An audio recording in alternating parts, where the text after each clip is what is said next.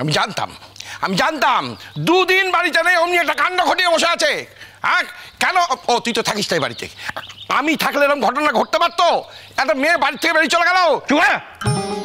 তুই থাকলে ঘটনা ঘটতো না? না আর মাথা গরম করে দিও না। তুই কে? করতে গেলে তুই কি করতে? তুমি কি তাকে চোখে চোখে রাখতে, নাকি ওর সঙ্গে তুমি যেতে, নাকি গুনগুনের হাতটা খপ করে ধরে তাকে টেনে নিয়ে চলে আসতে? এতদিন সেই পাহাড়ে পর্বতে গুহায় থেকে সেখানে বড় বড় লেকচার দিচ্ছেন, কৃতিত্ব দিচ্ছেন, কৃতিত্ব। হিংসুরি বলা করবে না, নিজেই বেরোতে পারে না বলে। এখন বলো মেয়েটাকে কি হবে, মানে তাকে খুঁজে পাওয়া যাবে না যাবে না?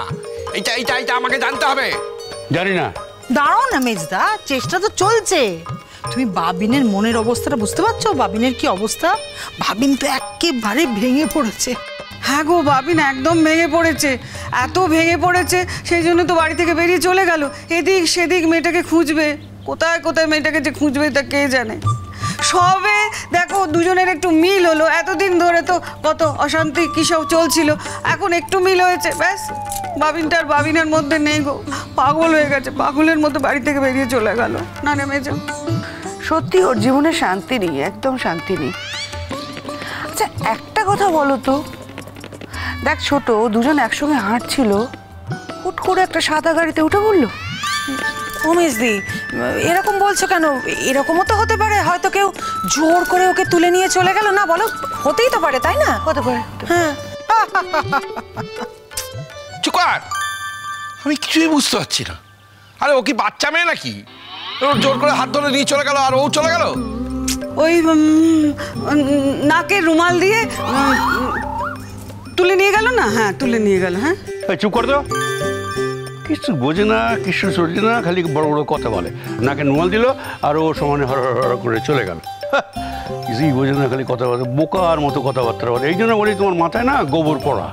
শোনো, এমনিতেই আমার মাথা গরম আছে, এমনিতেই তো মা লক্ষ্মীকে পাওয়া যাচ্ছে না, আমার একবারে হাত পা ঠান্ডা হয়ে যাচ্ছে। দাদা ওই যে এসে গেছে। এই কৌশিক দা এসে গেছে। দাঁড়াও, কোনো খবর ঠিক থাকবে মনে হয়।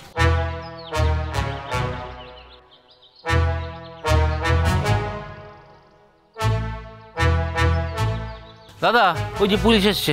পুলিশ? হ্যাঁ। পুলিশ কেন? এখনই তো পাড়াশুদ্ধ লোক বাড়ি ভেঙে পড়বে। পুলিশ কেন কেন কেন পুলিশ কেন?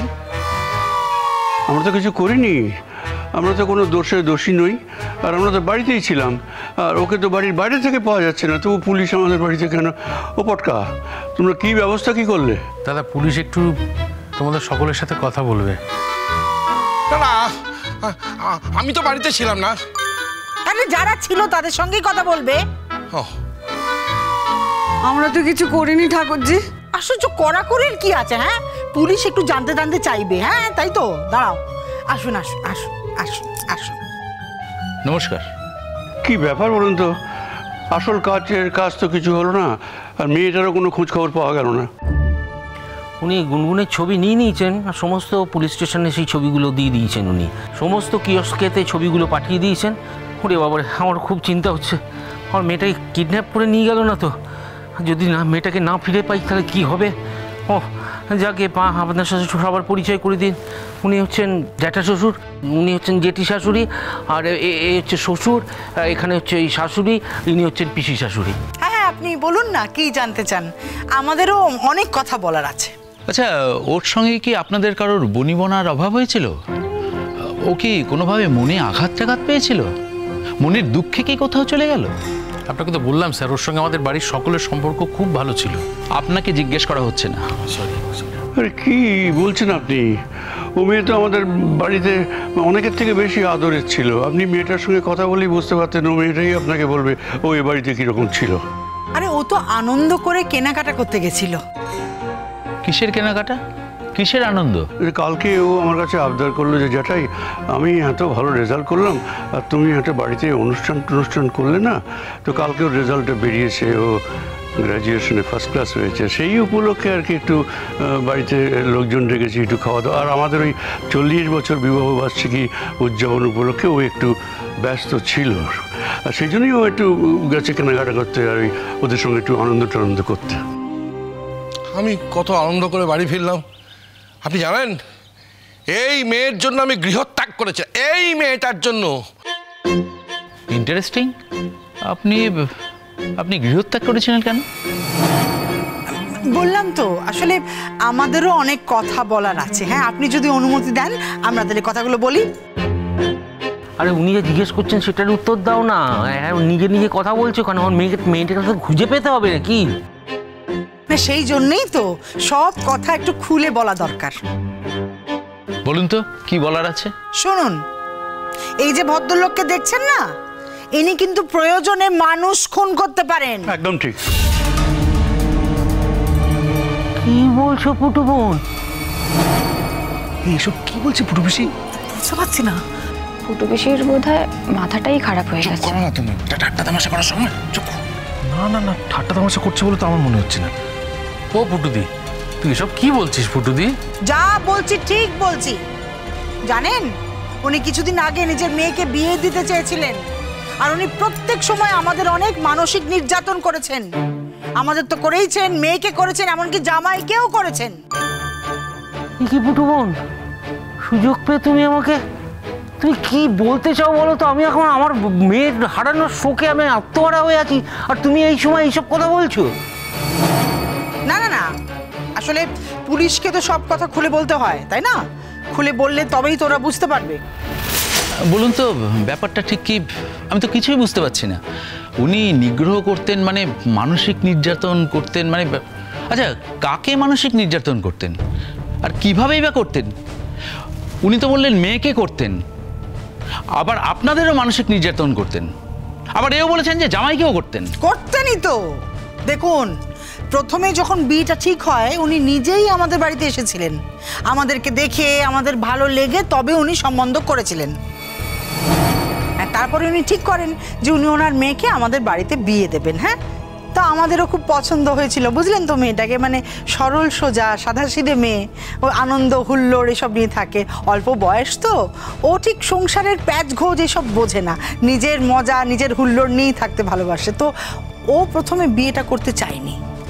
তো এবার উনি মেয়েকে বলেছিলেন যদি বিয়ে কর, ফার্স্ট ক্লাস পেলে পরের বছর বিয়ে ভেঙে চলে আসবি। ভাবুন, বাবা বিয়ের আগে নিজের মেয়েকে এই শিক্ষা দিচ্ছে। আরে সে তো আমার মেয়ে আমায় পড়েছিল, তাই জন্য আমি আমি আমি তখন জানতাম যে আমার মেয়ে কোনোদিন ফার্স্ট ক্লাস পাবে না। তা আপনি তো ঠিক বলেননি, আর আপনি ভুলও জানতেন, কারণ আপনার মেয়ে তো ফার্স্ট ক্লাস পেয়েছে। শুনুন স্যার, আমাদের আরো অনেক কথা বলার আছে। কি করছে এগুলো? কি করছে? কি করছে পুটু পিসি এসব? হ্যাঁ, তো কাকাবাবুকে পুরো ফাঁসিয়ে দিচ্ছে। এই তো দেখছি, তার একবার চেষ্টা করে দেখি। ও পুটুদি, এসব কি বলছিস পুটুদি? এসব কথা এখন বলে কি লাভ? যা হয়ে গেছে হয়ে গেছে, ছেড়ে দে, এসব কথা তুলিস না। হ্যাঁ, আপনারা থামুন না, আমাকে সবটা জানতে দিন। এই দেখো দেখো দেখো, তোমরা দেখো কিরম ভাবে আমাকে ফাঁসিয়ে দিচ্ছে, দেখো। তারপরে বিয়ে হলো, এই বছর খানেক আগে। তারপরে হঠাৎ একদিন উনি এসে বললেন যে আমি আমার মেয়েকে এই বাড়িতে আর রাখবো না, আমার মেয়ের সঙ্গে এই ছেলেরা বনছে না। আচ্ছা, সত্যিই কি বনিবনার কোনো অভাব ছিল? দেখুন, ওরা দুজনে অল্প বয়সী ছেলে মেয়ে, ওরা দুজনে কমপ্লিটলি অপোজিট পোলস। ও নর্থ পোল, এ সাউথ পোল। ওদের দুজনের মধ্যে স্বাভাবিকভাবেই খটাখটি তো লাগতো, কিন্তু ওদের ভালোবাসা, ওদের টান, ওদের ভাব এও কিন্তু খুব সাংঘাতিক ছিল। তো উনি তো এইসব কিছু বোঝেন না, তাই না? উনি দেখেছেন যে ওদের মধ্যে বনিবনা হচ্ছে না, মেয়ে হয়তো কখনো আবদার করে বলেছে, তো উনি সেটাই ধরে নিয়েছিলেন। দেখুন, উনি একদিন এসে বলেছেন যে মেয়েকে আমাদের বাড়িতে দেবেন, তাই জন্য উনি আমার দাদাদের মাথা চিবিয়ে চিবিয়ে চিবিয়ে চিবিয়ে খেয়ে ফেলছিলেন।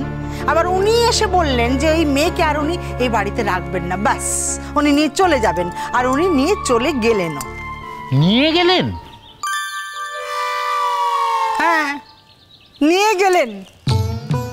আমাদের বাড়িতে তখন কি অবস্থা আপনি জানেন? আমাদের সকলের নাওয়া খাওয়া বন্ধ, আমাদের রান্না পর্যন্ত চাপতো না। আমার এই বর্দা ব্লাড প্রেশারের রোগী, বর্দা কি অসুস্থ হয়ে পড়েছিল। এই মেজদা সারাদিন কেঁদে কেঁদে কেঁদে কেঁদে চোখ দুটো অন্ধ হয়ে যাওয়ার জোগাড়।